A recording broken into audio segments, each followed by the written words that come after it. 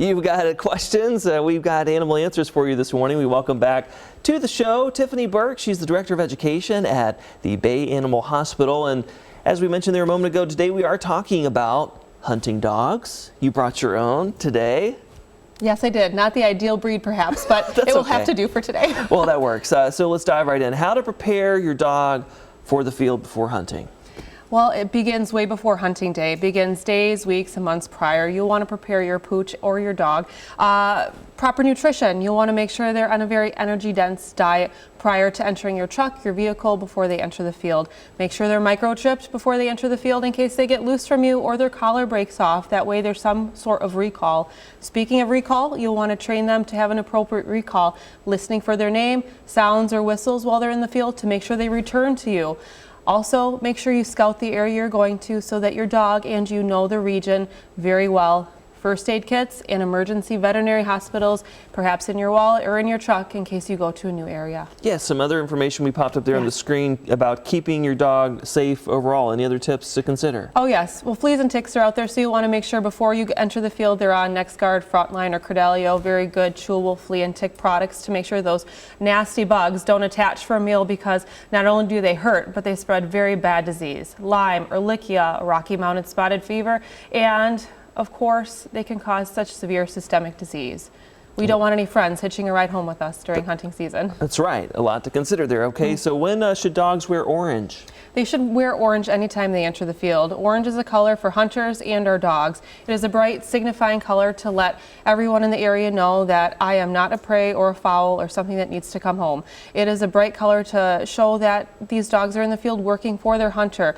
These breeds are brown, they're yellow, they're black, they blend in with the surrounding scape, so they may be hard to see if you're looking for a deer or a duck.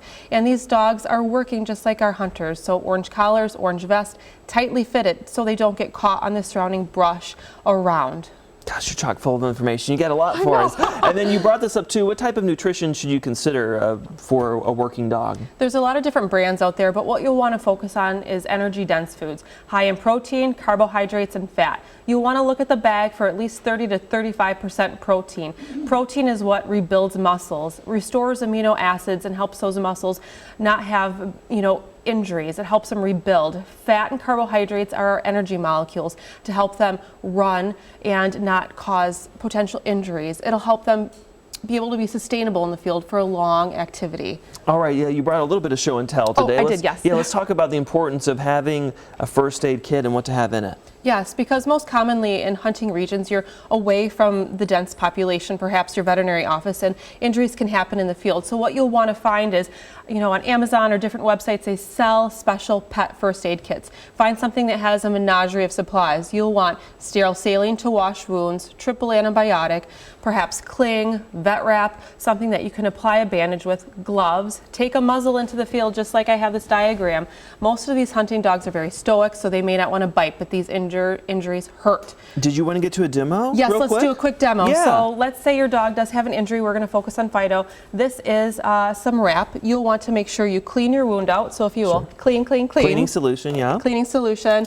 Apply a base Telfa pad or gauze to the wound so that it can be a non-stick surface. Sure. You will also want to apply some kind of wrap to keep that in place. And if there's bleeding, you'll want to make sure there's enough cushion here for protection. You always want to include above and below the joint space loose wrap, of course, nothing too tight, because that will cause swelling, which is also detrimental. After you've applied an appropriate layer of cast padding or cling for bleeding wickage, you'll want to also apply some vet wrap to keep it in place. Of course, my dog would be muzzled at this point so that he doesn't want to bite me as I'm wrapping his painful leg. If the wound is on a paw, you'll want to wrap above the paw, perhaps above the wrist joint. If the wound is somewhere here, you'll want to wrap over the paw and up above it, but below the elbow. Keeping in mind this is a short-acting bandage, and once you get your dog into your truck or your vehicle, you'll want to call your veterinary office right away so that they can assess the wound. And anytime you leave the field, whether or not there's a wound or a problem, check your dog from nose to tail for ticks, perhaps burrs, cockle burrs, or wounds superficial. Flip their paws up, check their their paws for any type of laceration, wounds, or things you may need to remove. Give them a once-over. Oh, And yes. Of course, we know we're in good hands with you, Tiffany. Yes. You wrapped that like a pro. Oh, thanks, that Matt. was wonderful. We appreciate all the information. You're always great to listen to and learn from. Thank you. Thanks, Matt. Yeah, good to see you. And Fido.